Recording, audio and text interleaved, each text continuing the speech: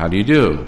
Jen and Cam feel it would be unkind to present this program without a friendly word of warning.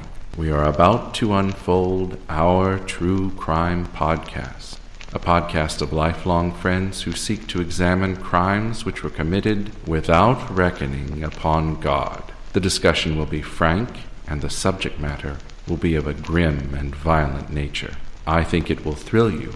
It might even horrify you. So, if there are young children listening, or if you feel unwilling to subject your nerves to such a strain, now's your chance to, well, we've warned you.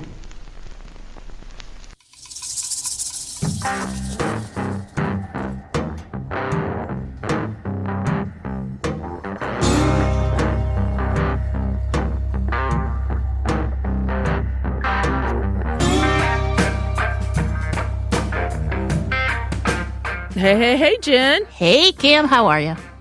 I'm pretty okay. It's been a whirlwind of a week. Summer, month, summer, year. 2020. Exactly. 2020. 2020 is on fire and not in a good way.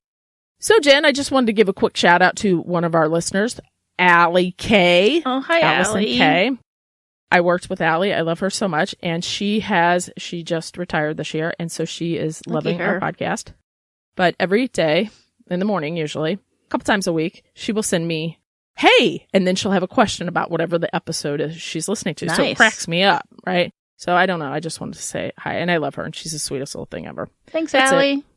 So what's going on with you, Jen? Not a damn thing. Okay. Just short and sweet. No, nothing. Gotcha. Nothing's going on. Living the dream, trying to figure out what is going on in this upcoming school year, what we're going to do, how we're going to do school, if we're going to go to school, how many masks do we need per day if we're going to go to school, all the other good stuff. I do know. They're unrolling the plans tomorrow, so you should know. But I think you kind of know already. But yeah. I think they're going to give us an announcement. Options of all three is what I think is going to happen. So, yes. Well, all right. Well, you want to dive in? You want me to go? You ready to go? You ready to hear this one? Let's do it.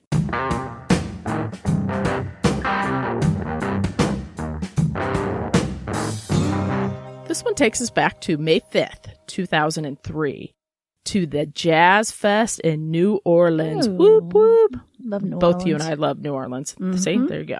So the music's pumping, the liquor's flying, and everyone's there for a good time, as always, right? It's party central for people who want to have a good time, but it is also a hunting ground for someone who is looking for easy prey.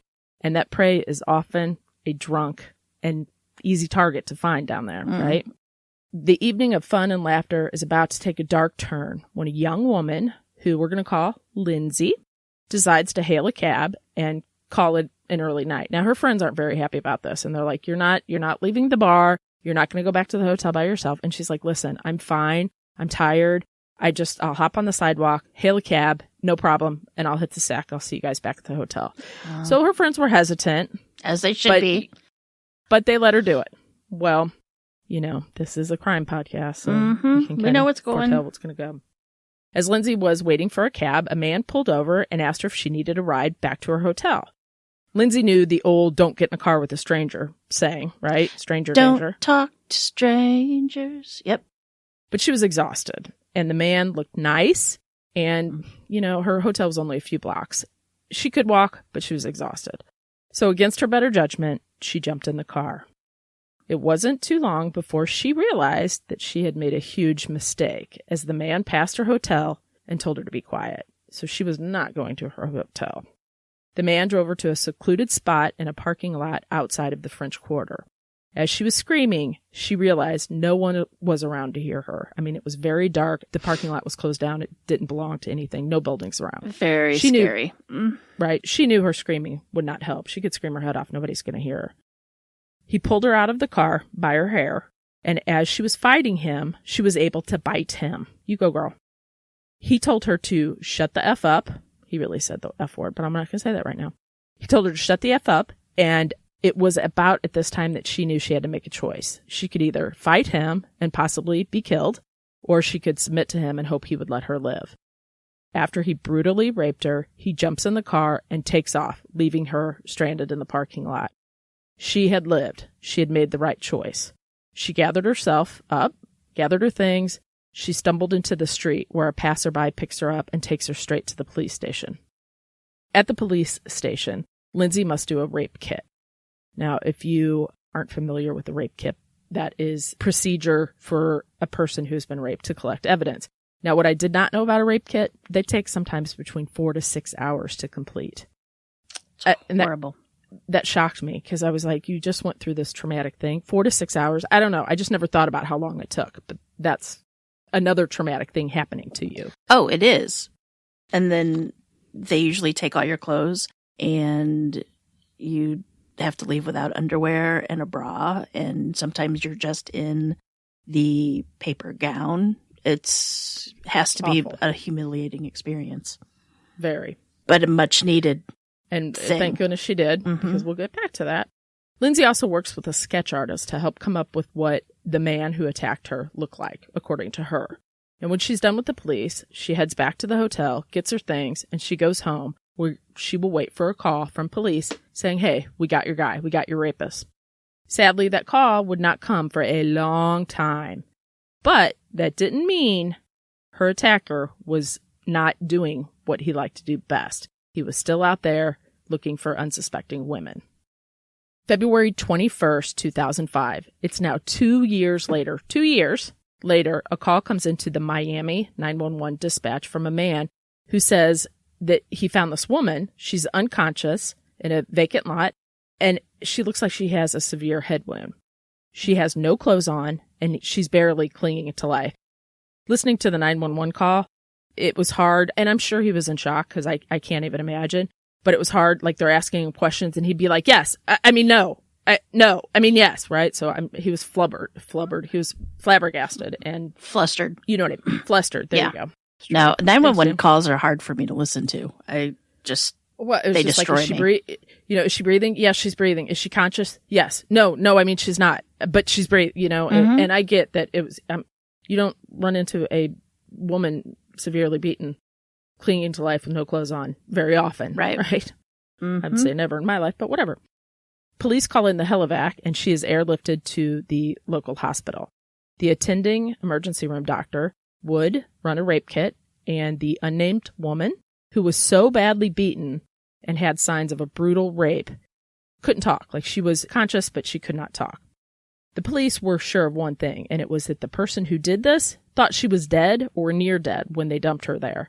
And they thought she would be gone or would die within minutes of being dumped. It would be 24 hours until she would regain consciousness. And when she did wake up, her injuries from the beating left her unable to speak. It is brutal. As she regained her strength, the victim was able to write down her name as well as some other details for police. They learn her name is Ina Budinska, and she's a 21-year-old Ukrainian girl who works for the Norwegian Cruise Lines. Now, she was injured while working at that job. She cut her hand pretty severely. It needed rehab. So the cruise lines put her up and at a hotel so she could go to therapy and get the use of her hand back. So she would be staying at the Miami Hyatt Regency till she could return to work. Ina had no memory of what had happened to her that evening. And, maybe this was your body's way to protect itself, or it could be that her injuries were so severe that she sustained that she was unable to remember. She was hit so hard above her right eye that it crushed her eye socket. It would require 7 surgeries to try to repair the damage. And when you see a photo of her, she's a cute little thing, right? But like it's just like that side of her face just went down because it's, her whole caved in. Yeah. Yeah. That's terrible, right? Poor girl. Since she couldn't quite tell investigators anything about the attack itself or how she ended up in that lot, they decided they needed to start back at her hotel room and go from there. You start the little tiny circle and then you go out from there. We always talk about that. As police talk to the hotel staff, they tell officers that Ina was a very personable and friendly person. She was in and out a lot. She's only 21. She worked for the cruise line, so she was pretty outgoing, very bubbly. And they would remark that she was always happy, a very easygoing, happy person. Once the police were inside her room, they were pretty sure the attacker did not gain entrance to her while she was in her room. So they decide they need to take a look at how it unfolded. So police go to gather the camera footage from the hotel. Now, there's something like 16 or 17, depending on my sources, which way they went, 16 or 17 cameras all over the hotel showing all angles of the hotel. So from the elevators to the hallways to the pool. Right. I would think right? hotels would have a lot of security cameras. So that would be normal. Yeah. So police decide they need to look through this and see if they can find anybody that sticks out or anything unusual. Maybe she was attacked in the hall. So they have a lot of footage since they have all these of cameras, but they need to find her. It's not very long before they actually find some footage of Ina. And I think she's pretty little. I couldn't find how tall she was, but she looks to be kind of a smaller, petite girl. And she has bleach blonde hair, so it's kind of long and really blonde. So she kind of stuck out. She also was wearing a red jacket in the video. So she was pretty easy to identify, is my whole point. So police can find her coming and going often and stopping and chatting with employees once in a while at the desk.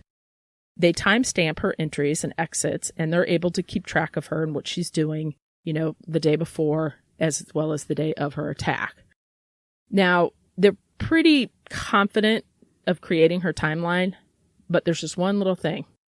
They get to this part in the video of her coming and going, and police notice that she goes up the elevator, presumably to her room, right? Mm-hmm. And that was it. That was it. She never is caught on camera again. She's never seen leaving her room, leaving the elevators, leaving the hotel, nothing. So she just went to her room. So she went inside her room and then that was that, right? Correct. She was attacked and found in a lot. So police are puzzled and they can't figure out how she left the hotel room. They never saw her that night. She simply disappeared and actually almost ended up dead in that vacant lot. So the cameras are motion censored and they point to every entry and exit as well as stairwells and elevators. So they're checking all this, all the entry points, all the exit points. She's nowhere to be found. It was about 3 days after her attack and her memory starts to come back to her, or parts of her memory. And she seems to recall either 2 or 3 guys who were either white or Hispanic carrying her out of the hotel that evening. She seems to have a memory of a pillow being placed on her face, but that's it. She can't recall what they look like, how many there were, right?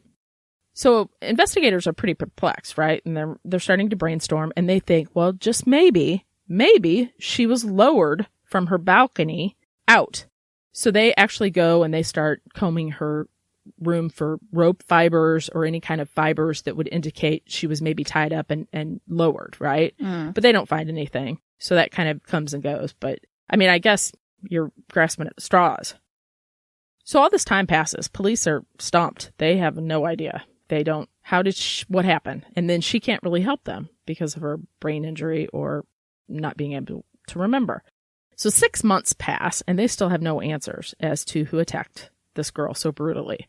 The hotel, they are not liking the bad press, would you? No, right? not at all. They're also starting to kind of question her story. Like, it just seems a little bit implausible, right? So they decide to hire a private investigator by the name of Ken Brannon. Now, also, to add here, Ina incidentally had filed a multi-million-dollar lawsuit against the hotel for poor security. So I'm sure the hotel was like, we need to clear this up, right? Settled, yes. We need to get going. That's a big reason to get it settled quickly. Now, let me just say, Jen, when you see Ken, or PI Ken, I'm going to call him PI Ken, you, and I'll provide a picture of him for people. He looks, and I was trying to, I kept watching him and I'm like, who does he look like? Who does he look like? He reminds me of an actor who would play the role of a private investigator. He doesn't, do you know what I mean? He's kind of got that look. You'll see. He's got tan skin and thick hair. Well, he's in Miami. Yeah, he's going to be tan. Yeah. Not originally from there though, but yes. He still lives in Miami. So Ken was a former police officer and he was also a DEA agent in New York, Long Island to be specific. And when he retired, he tried another line of work. And I want to say it was, and I did not write it down and I regret that. I want to say it was stock trading or commodities or something like that, but he did not like it. But he did like kind of the investigation and looking into things. So he decided, hey, I'm going to become a private investigator, which I had a dream the other night that I became one, and now I kind of want to look into it. I was like, that'd be kind of fun, actually. You and me. Mm-hmm. Anyway, we'll get to that. Yeah, right. That'd be a slaptastic time. And you'd actually be pretty good. You could chat people up inside bars and stuff, you know? Anyway, we'll get to that. We'd get killed. You know we would. So P.I. Ken comes in, and he starts, again, from the first point, which is her hotel room. He finds no clues as to what happened that night. He looks at all the photos that they took, takes a look around, the layout of the hotel, all that stuff. So just like the police did, he had requested all the videotapes for the day and the evening that she went missing. Now, Ken at this point believes that she did not leave that hotel somehow, and Ken at this point believes that she did leave the hotel, but it was not of her own free will. But what he needs to figure out is, how did she get out of the hotel? Did somebody take her out, or did she somehow get out and they just missed it, right? Mm-hmm. Ken, I'm going to call him P.I. Ken because I just think it's funnier. P.I. Ken knew police looked through all of the surveillance cameras, and they had claimed that they didn't see anything suspicious. You know, they located her getting on that elevator, never coming off, and all that stuff. However, he knew it had to be there. There had to be more in the video than they found. It just didn't jump out to them. So here we go. He begins the boring task of looking at the tape frame by frame from that whole day. So we're talking hours. Now, he had thought about trying to locate every single person in the hotel, but that was like a fleeting thought, because that would be how many people? Like lots. And to go track them down, interview them, right? Mm-hmm. And see where they were. So he decided to skip that, and we're just going to go with the tapes. So what he did is he tried to go through all the tapes and kind of see where they were, how they were doing, and if anybody interacted with Ina. So Ken comes to the tape where it is the last time Ina would be seen on camera before she disappeared that evening. She's standing at the elevator door in her red jacket and that long blonde hair I talked about. And as she's standing there, a large black man comes up behind her, and he's very courteous, and he kind of like sticks out his arm to be like, go ahead and get on the elevator. Mm-hmm. So the elevator doors open, and she gets on first because he's a nice guy, I guess. And then he gets on the elevator, and that is the last time she would be seen on camera. So that leaves one person that saw her right at this point the last time before she would disappear, correct? You would think so, yeah. Unless there's somebody on the elevator. Correct. So P.I. Ken knows he has to find out more about this one guy, so he continues to watch through the tapes, moment by moment, frame by frame, to see if he can find this man again. So Ken watches for hours when the elevator door opens and closes, who comes on, who goes off, and he's watching all these people exiting, entering, and then all of a sudden, zooms in. He sees that same man that had got on the elevator with Ina getting off the elevator. But the man exits the elevator with a large rolling suitcase dragging behind him. Huh. I know who's in there. The suitcase gets stuck on where the building meets the frame of the elevator. Mm-hmm. And this guy's a big guy. I want to say he's like 350 pounds. He's a big fella, but we'll get to that in a minute. So ideally, a suitcase wouldn't cause you much trouble to get off the elevator if you're a big person, right? Like a larger person. The suitcase gets stuck as he's exiting, and so much so that he has to kind of bend over and like jiggle it off to get it unstuck from the frame. So P.I. Ken is like, well, that's kind of unusual. What could be so heavy in the suitcase that it would get stuck on the elevator frame? Ina. Right? Ina's heavy enough to get. So P.I. Ken was like, well, maybe there's a flaw in that elevator. Maybe there's like it doesn't quite even up to the floor, whatever. So he continues, fast forwards, and waits till he sees another person. And then he waits and watches another person, and then another person. And none of those people had the same issue that this man had about getting off the elevator. So Ken thinks, what's in that suitcase? I know. Now, it is a strange idea, but as we know, because we do this podcast, there's been other much more strange things in this world, and we all know that, right? So it could be possible that he has Ina in that suitcase, but there's just one other little thing. So the man was seen leaving with the suitcase at around 5:30 in the morning. Okay, maybe he's got an early flight. You know, that's not unheard of, right? I mean, we've all done that. So from the outside camera, you can see that he takes the bag to his car, puts it into the trunk in the hotel parking lot. And, that's not weird. Gets in the car and he takes off. Okay. So maybe P.I. Ken was wrong. Right? Maybe. About an hour later, he returns to the hotel. But guess what? This time, no suitcase. Parks his car, comes in and goes up the elevator back to his room. And nobody had noticed this before. Only P.I. Ken. Nope. Ken P.I. Yep. Our guy Ken. Now, Ken at this point believes what he has as a suspect, but he needs more. He doesn't know the man's name. He doesn't know anything about the guy other than he left the hotel at 5:30 in the morning with a giant suitcase that seems to be kind of heavy, and then he comes back to the hotel without the suitcase. So he decides he needs to keep looking through footage after Ina had disappeared, later on that day, which would be the following day, to try to see if he can find this guy again. So Ken keeps watching, and he stumbles upon a guy that he thinks is that suspect. And it's later in the day, has a T-shirt on, but this time he is walking with another guy, and it looks like they're good friends. So he's like, okay, this is it. We need to find either both of them or at least the friend. So they're kind of looking through footage, and then they stumble upon it again later in the day. But this time, that friend has a T-shirt, and it has writing on it. So he's like, okay, that's all we need to do. We need to zoom in on that writing, and we need to find a person that has this shirt, right, to kind of figure out what's going on. So as they zoom in on the friend's shirt, they can make out the word Mercury. Now, Mercury is a company, and you might know this because of your stepfather.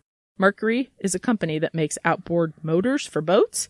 And it just so happened that on the week that Ina had been so brutally attacked, there was a boat convention in Miami.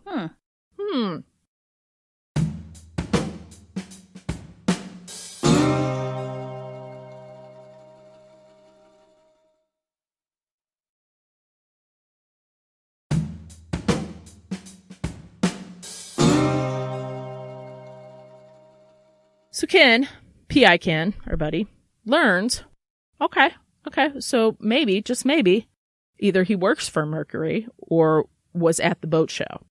So he dives in, and he soon finds out that those specific T-shirts were given to employees of another company at the convention by the name of Centerplate. So the Centerplate employees were given Mercury T-shirts. Now, Centerplate, and this all makes sense then, Centerplate is a company that provides concessions to big events around the United States. So for the Miami Boat Show, Centerplate had flown in employees from all over to work this big event. I'm guessing the Miami Boat Show is huge because it's Miami and it's on the water, right? Mm-hmm. Ken now has a name of a company, and so he digs in and he starts working the phone and contacts somebody in the Human Resources Department to ask them about this guy. Now, like I said earlier, this guy, the suspect, is a pretty big fellow. He's believed to be about 350 pounds, probably about 6'3", 6'4", but he had really thick black glasses. That's what he wore, sort of like the nerd glasses, but you could tell that they were thick prescription, right? It's not a lot to go on, but it is sort of a unique description, right? If you knew this person, you'd be like, oh, yeah, that sounds like whatever, right? Mm-hmm. So it took over 2 weeks until Ken received a call back from Centerplate informing him that there was a man who fit that description. And in fact, he was flown into Miami from his home office in New Orleans. Well, what a coincidence. Winky dink. Since all of this took place months earlier, you need to look at the date. The assault took place in February 2005 in Miami, but the suspect lived in New Orleans. And what catastrophic event took place in August of 2005, Jen? That would be Katrina. Of course, in the heart of New Orleans, right?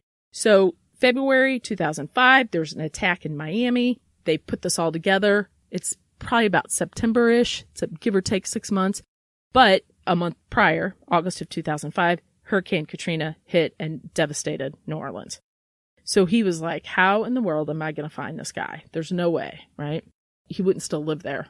I think pretty much most people had moved out or were redoing things, whatever.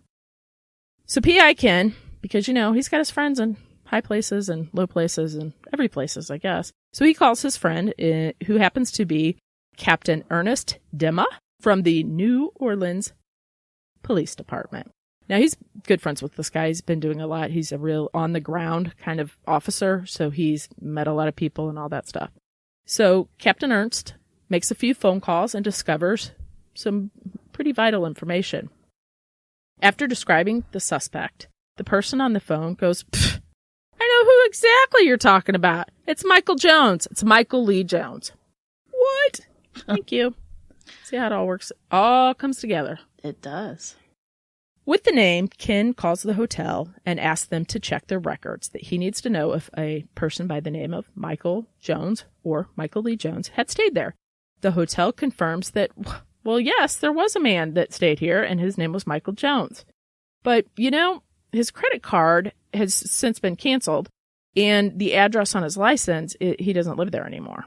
So Ken has some information, but it's kind of a dead end, because Michael Jones, I'm going to just take a stab in the dark here, if you will, but Michael Jones is a pretty common name in the United States. Am I right? I would think so, yeah. He also no longer worked for Centerplate.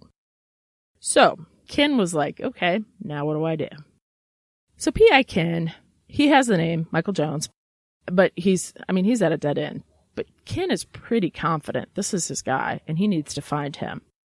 So he also believes that the kind of work that Michael Jones was doing earlier, which was the Centerplate food industry concession stand employing thing, right? Mm-hmm. That it allows somebody to go and travel a lot. So you'd fly in, out, things like that. And it would be a good job for, somebody that wants to go to different places, do different things, rape and then hop on different a plane people. And leave. Yeah. Mm-hmm. Exactly. So he just kind of was like, you know what? It can't hurt. I wonder if he still works in the food industry, doing something similar to this. So after calling around to various food service industry companies, he gets a hit. There is a man by the name of Michael Lee Jones, and he is currently working in Frederick, Maryland, at a stadium for a minor league team where he operates and manages the food and concession court. Right? P.I. Ken is smart. That's why he's bringing in the big bucks. That's right, buddy. Officers need to question him, and they need to question him pronto because they're pretty sure he's been up to this. He's been doing this for a while, right? So the Miami detective that was first put on this case had kind of made friends with Ken. And, Ken was like, I'm working for the hotel. I like a mystery. I like to do this kind of stuff. I like it. And reading up on him later, I learned that Ken, he didn't like regular detective stuff. Like, he liked big things like this, right? Like, he wouldn't do little insurance scams or, is my husband cheating on me thing. He wanted bigger things because he was retired. He was a retired police officer. So it was more challenging for him. Yeah. And something that he liked to do, not that he had to do it. Right. So he and Detective Alan Foote, who had been assigned the Miami attack case, works hand in hand with P.I. Ken, and he goes and says, here's this guy. This is where you need to go. Right. So Detective Alan Foote was like, okay. And he flies up to Maryland to try to track this guy down with Ken, both of them. So as they get there, they meet this guy, and, he's a big guy, like I said earlier, but he's very helpful. He's very courteous, and he is willing to do whatever they need to help in the investigation. He's very open, very calm. In fact, he was so helpful, they're starting to wonder if this really is the guy. I mean, he's just so courteous and just not your type of person that would do something like this. So perhaps to catch him off guard and see how he would react, and they'd been asking this guy question after question. He always had an answer. He was very good, very forthcoming. Detective Foote just lays it out, and he says, you know what? We're here investigating a rape, and you are in the suspect pool, and we need your DNA. Well, Michael Jones says, well, of course, no problem. I'd love to help. Would be more than happy to help you do this, right? So since he was so cooperative, Detective Foote thinks, maybe he really is innocent, and P.I. Ken doesn't know what he is talking about, right? And Ken is like, sure. Just do me a favor, buddy. Make sure you get that DNA and get it submitted pronto before he can skedaddle. Now, here's where we find out a little information, courtesy of moi. Michael Jones is so helpful because he's just the smartest person in the room. Because you know what, Jen? You know what? He always wore a condom. He never didn't wear a condom. But we'll get to that in a second. He's very calm and cool. So off the DNA sample goes, and they're all just waiting for it to come in. And, sometimes that can take a little bit or a lot of it. And in this case, it took about 2 months. Results come back and prove that the DNA found from Ina's rape kit was a match from the DNA from Michael Jones. Saliva. Semen. Oh, You see, Mr. Jones was more than happy to provide that DNA because he always wore a condom, right? But there was just one little thing he didn't account on. A little bit of the condom had broke off and was left behind. And on it was his semen. Now, he was unaware of this. He didn't know this until, of course, the police so happily informed him of this. Well, hello, his demeanor changed a lot by then, I'm right? sure. An arrest warrant is issued for Michael Jones, and he's brought to the station.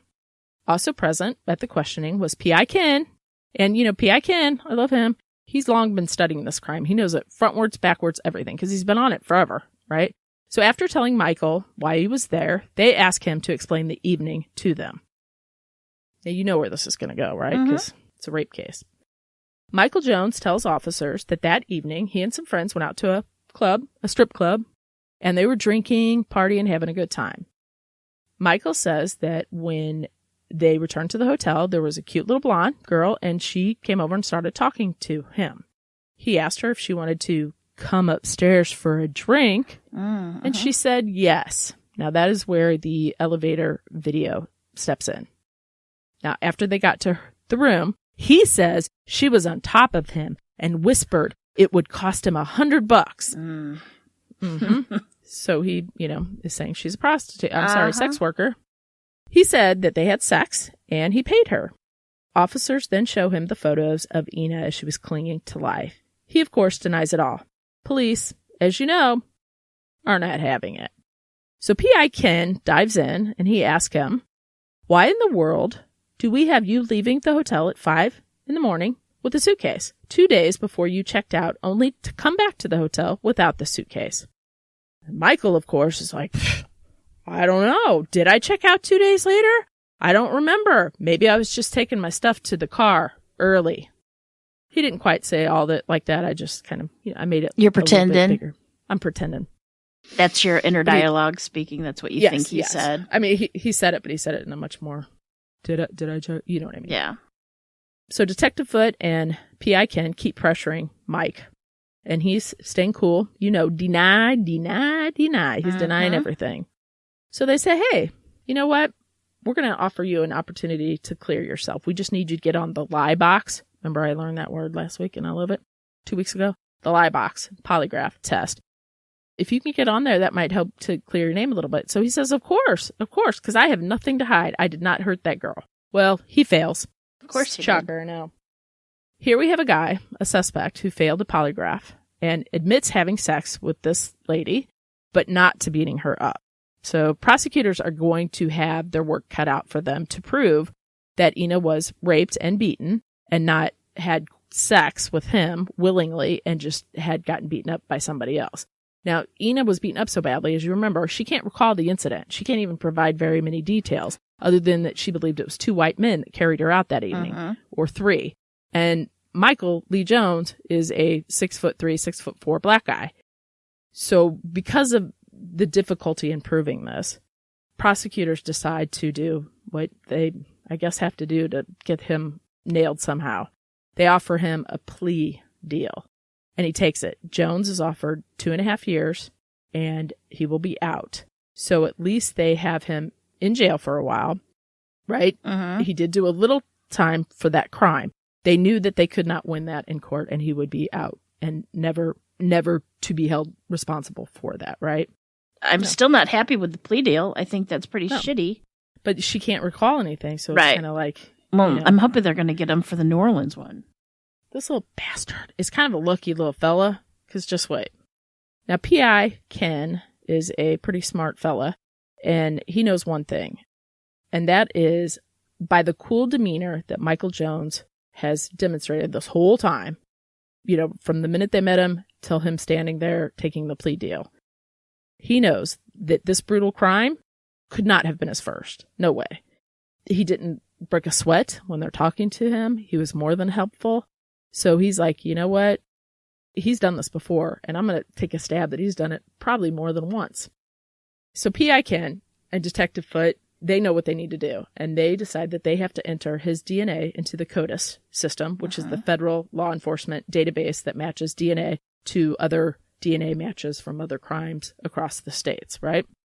Well, guess who matches back to that vicious rape attack back in New Orleans in 2003? Huh, let me guess. That's right, Jen, you're right. Michael Lee Jones. Yeah. They call her, and they're like, we got your guy. We got your guy. Not only do we have him, we have a picture. So they call her in, and they ask her to do a photo lineup. And she's like, okay. The minute the picture's on there, she's like, that's him. He did it. He did it. He did it. So they were like, okay, he did this rape. How are we going to get him for this? Okay. Now he's only serving 2.5 years. So time is of the essence, shall we say, because he'll be back out in 2.5 years doing exactly what he wants to do. So as they're combing through this, guess what, Jen? Guess what? They find more rapes. Yes, there is another assault he is connected to through the CODIS system. The assault took place in Colorado Springs on December 1st, 2005. Jennifer Rosler was raped and taken to a local hospital where, thankfully, a rape kit was performed on her. Now, Detective Terry Thrumson, who's a woman, by the way, was assigned the case. Detective Thrumson learns the details of what happened that evening. Jennifer was at a nearby 7-Eleven to her home, and she had went there to reload her phone card with cash. Jennifer was engaged to a man who was stationed in Kuwait, and she would use that phone call and phone card to call him. Sadly, it was at 3 a.m. in the morning because of the time difference. That's when she could get to talk to him. So after Jennifer had loaded her phone card, she left and proceeded to walk home. It wasn't far. It was just a couple blocks. As she was walking, just like the assault on Lindsay, a man pulls over and offers her a ride home. Now she's like, I know I shouldn't do this, but it's Colorado Springs. It is snowing, it's raining, it's wet, and it's cold. So Jennifer, in her head, said, I just kind of looked at the guy. He seemed really nice. He seemed harmless. It's 3 o'clock in the morning. It's really cold. Tired. Yeah. So she got in the car with him. Now, when they got to her place, the man asked her for a drink of water. And, she'd later tell police, he gave me a ride home. How can I say no, right? You gave me a ride home. It's the middle of the night, middle of the morning. So she says, yes, of course. And he comes in, follows her in, and she gave him a glass of water. So he drinks it, sets it down. He's just kind of staring at her. So she's like, I think you need to leave. Well, that's not going to happen. The man forced her to the ground, and he would attack her. After the attack, the man forced Jennifer into the bathroom to wash herself off. Jennifer even told police officers she knew that this was not the first time he had done this because he remained really calm and really cool the whole time. Not to mention, he did, take her in the bathroom to wash herself off, which would clear evidence, right? And let me just say right here, and I didn't put this in the story, I'm just adding it. But when Jennifer, I listened to the 911 call from Jennifer, and her name really is Jennifer. She's in shock when she calls, and she's like, yes, I've been raped. And the dispatch person is trying to get information from her. And so she's like, the dispatch person was like, how? I need details. And she's like, well, it was in my house. And the dispatcher's like, well, how did he get in there? Did he break in? And she's like, no, I let him in. And then she says, you know what? Never mind. This is probably my fault. I shouldn't have done this, whatever. Right. And it was heartbreaking. And you could just tell that she was, I don't know, like she felt that she messed up. And we all know that is not the case. It's not. Right? So the 911 person, thank goodness, was like, listen, you already called. We already have your address. You can't, it's done. They're coming. They're on their way there. Thank goodness. So Jennifer was taken in to the hospital. She was examined. And again, a rape kit was performed on her. And they did get some DNA. And that DNA was submitted to CODIS. Now, this was a while earlier, right? So in 2007, that match finally got a hit. And Detective Thrumson brings in Jennifer to identify the man that matches the DNA from the sketch composite that was sent to them from New Orleans.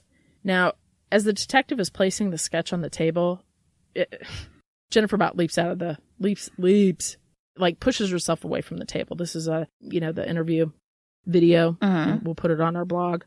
And she was just like, the photo wasn't even was kind of like cockeyed, and she knew right then and there that's him, right? Like you could see her face drop. She like pushed herself away from the table. It was kind of, it was telling, and it was very disturbing. She says, yes, that's him. That's him. She knew. Colorado Springs District Attorney needs to hurry and get this guy before he is let out again. Okay, so this is the third match to a rape. On August 11th, 2008, in a prelim hearing, Jennifer comes face to face with her attacker and positively identifies him as the man who raped her that night. Now, this is going to be good, right? Because they can't get him on Ina because she can't really remember things. So Jennifer's going to get him. So at this point, it looks like they're going to get this guy. They're going to put him away for a long time due to all the terrible stuff he did to Jennifer that early morning. But something tragic was about to change all that, Jen. Just 2 months after Jennifer sat in that court and identified him in a prelim hearing, she passed away from a brain hemorrhage. Oh, jeez. That's why I said this guy's like, what? And that poor woman. I had a hard problem with this, and I kind of had to read it a lot because I'm not very smart.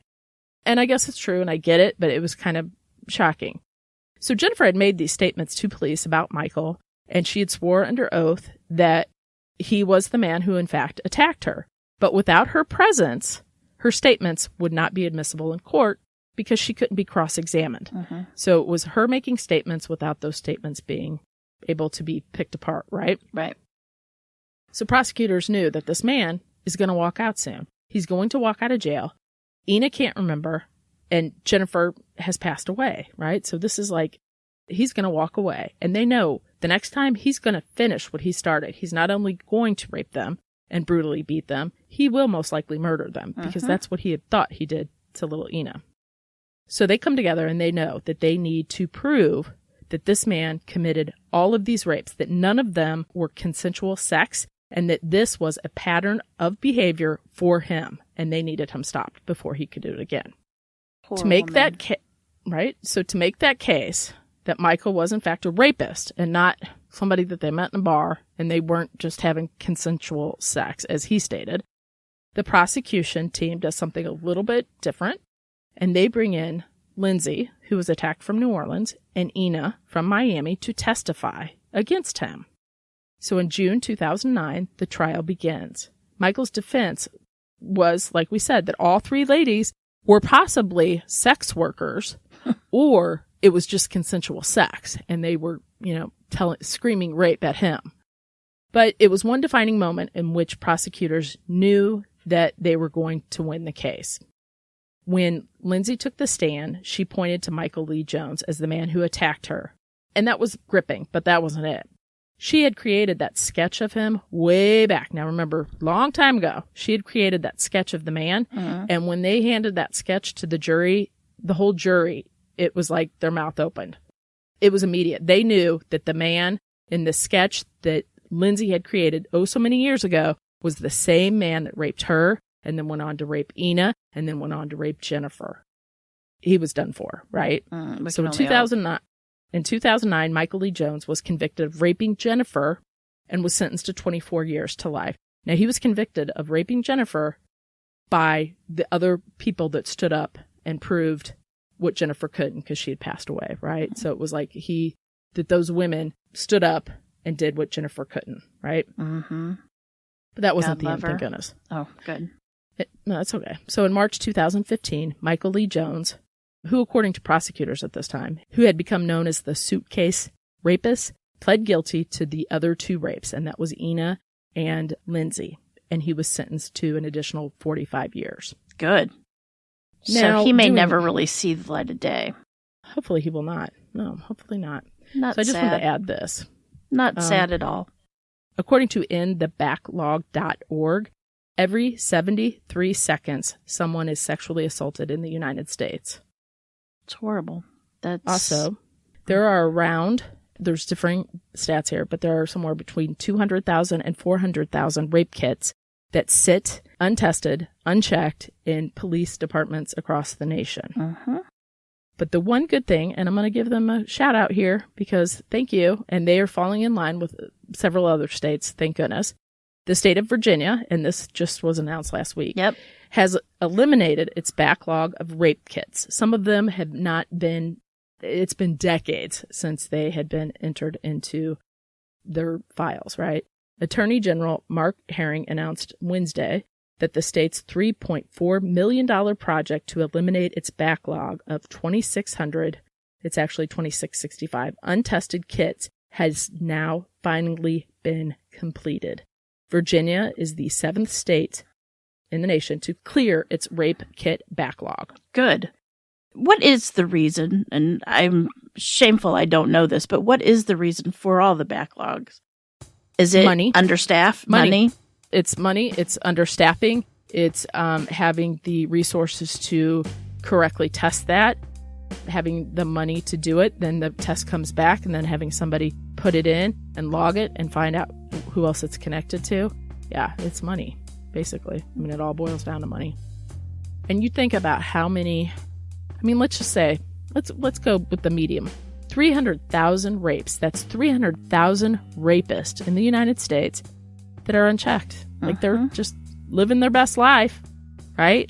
And how many of those are connected? How many of those would put away, and close several cases? You don't know. Like, there could be one person that's responsible for 10, 15, 50 rapes, but we don't know. And just like this fella, Michael Jones, New Orleans, Miami, and Colorado Springs. I mean, he was, and I promise you, and I guess he wasn't connected anymore, but I don't believe that. I know there has to be more than 3. There has to be. There may be people that didn't report it, just like Jennifer when she felt she was feeling like it was her fault. And I'm sure that happens. That breaks my heart. That just like really Lindsay breaks being my drunk. heart. Being drunk and taking a ride with a stranger, how many people would be like, well, that's my fault. I shouldn't have done that. I should not have taken a ride with a stranger. Well, but truth, you shouldn't have, but it doesn't mean that you need to be raped. You. That's but not I'm saying, your like, excuse. because of that, she wouldn't report it. Right. Right? So that is the case. Well, good. I'm Michael glad they Lee got the Jones. bastard. And he's a jerk, still. Oh, and I'm always. sure. Where is he in prison? Is he, do you know? Well, he was charged in Colorado and then Miami. So I think he's in Colorado. I don't know. I'm not, they just added on to his sentence or whatever. But they were scared to death he was going to walk out. I mean, it was coming months to that 2.5 year sentence. And they're like, we got to hightail this in gear, people. Something's got to happen or else he's going to walk out and do it again. We would have. And he really did think he killed Ina. I mean, and if you see her face, how she did not sustain brain damage and all that, I don't know. Like severe brain damage. I don't know. And then being out there left naked, freezing, I mean, I know it's warm there, but at night and no clothes on, you can still. Well, you're in shock. Yeah. Yeah. Terrible. Horrible story. So that's the case of him. So Jen, do we have any promos that we want to promo this week? Our promo this week is from one of our besties, Edward October Pod VHS. Stay tuned and listen right before the bloopers. I love Edward. He's such a great guy. And Nico's been doing a lot of stuff with Edward, too. So I know. That's awesome. Those are our two besties, Nico and Edward. Nico plus Edward plus Jen plus Cam. And there's also Jen from Haunted Happenstance. She's always... And Jen. A sweetheart. Plus Jen. Again.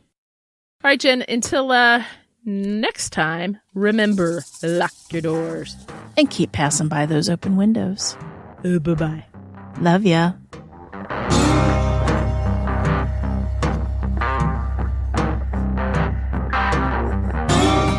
Today's episode was researched and written by me, Cam. For more information about this episode, as well as all the sources I used, please check out our show notes or the podcast website at ourtruecrimepodcast.com. Our True Crime Podcast is developed and created by hosts Jen and Cam. Original music and audio mix of all our True Crime Podcast episodes is courtesy of Nico Vertesi from We Talk of Dreams. Listener discretion is provided by Edward October from October Pod VHS. Our True Crime Podcast is executive produced by Nico Vertesi and Dick Vane. Make sure to like and subscribe to Our True Crime Podcast wherever you listen to your podcast. We can be reached on Instagram and Facebook at Our True Crime Podcast or on Twitter at Our True Crime Pod. You can email us at ourtruecrimepodcast@gmail.com. If you really like the show, make sure to check out our Patreon at Our True Crime Podcast. Our True Crime Podcast is an OTC production.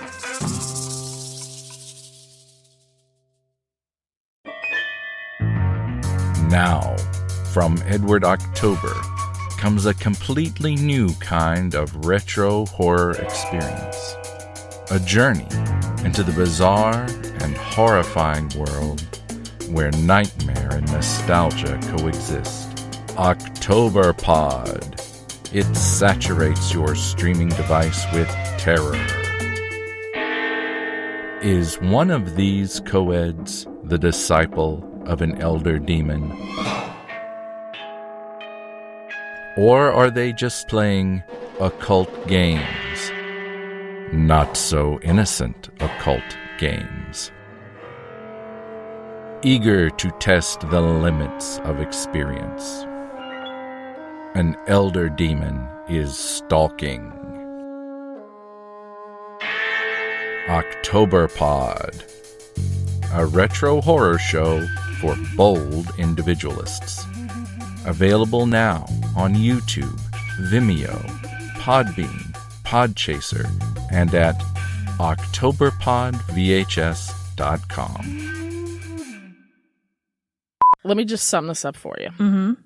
So my dad was in the hospital this week, so I had to go out to their house. Well, they have adopted these two little wild kitties. One is named Lulu, and she's a little girl, sweetest, smartest little thing you've ever seen. And then the other one is a little boy named Rascal. They don't know where he came from. They don't know anything about him, right? Mm-hmm. But his left front paw is, I think he was born with it. Like Maybelline? Yes, he was born with it. Mm-hmm. It's too, the bones didn't form correctly. I don't know. He hops around on his 3 legs and drags that one, okay? Mm-hmm. So Rascal and he's not a very big little boy, and they don't know who he belongs to. They don't know where he came from. He's never been neutered, right? And I was like, how has that little guy survived out there? Because they live like in the woods, right? Mm-hmm. They have coyotes and foxes and whatever. And I was like, how old is this little guy? And they're like, we think he's somewhere between 5 and 7 years old. And I'm 5 to 7 years old, and he has existed out here with 3 paws. And then I was like, you know what? Rascal pretty much sums up 2020 for all of us. I feel confident in saying that because I do, right? Good for Rascal. He's just a little fighter. He's a survivor. And she's like, you should see him. He gets in fight. Yeah, like he'll fight cats and run them off. And I'm like, how does is it his back paws? Like, I don't even, but he's so sweet. And he thinks Lulu's his mom and she's not. So he follows her around all the time and she'll tolerate him for a while and then she'll swat at him. That's what I do with my kids. Yeah. I tolerate for a while and then. You put the story at the back, Nico. I just thought, it just cracked me up because I'm like, if Rascal does not represent 2020 for all of us, little fighter just gets knocked down, keeps going, Lulu smacks him upside the head. He just keeps following her around. As she gained her strength. As she gained her strength. Woo, she stank. She's a stanky girl. She's stanky. Slow down, Camille. Come on. You're grasping at straws, Grasping? Straws. You're grasping? Grasping at straws. I put it together. You're gapping at straws. Yes. Yeah. Cut that out, Nico. But you know what I mean. Yeah. Like, I guess you would. You're like, okay, seriously, what's going on? So here we go. It's magic. It is It's magic. Too bad it's not Vegas, and it could be magic. It could but be. It's not. It's Miami. Oh. You see, okay. you seamen. Just kidding. Bad joke. Sorry. Now, P.I. Ken, he's smart. We know. We're cheerleading for P.I. Ken. And P.I. Ken knows what are one we thing. doing? Cheerleading. Cheerleading. Okay. I'm going to punch you. I'm just trying to I got help you I got out. you, girl. I know. Let me start it again. Colorado Springs. Did I say that right? I don't even know. Colorado. Mm-hmm. Colorado. Rick. I wonder whatever happened to him. Okay.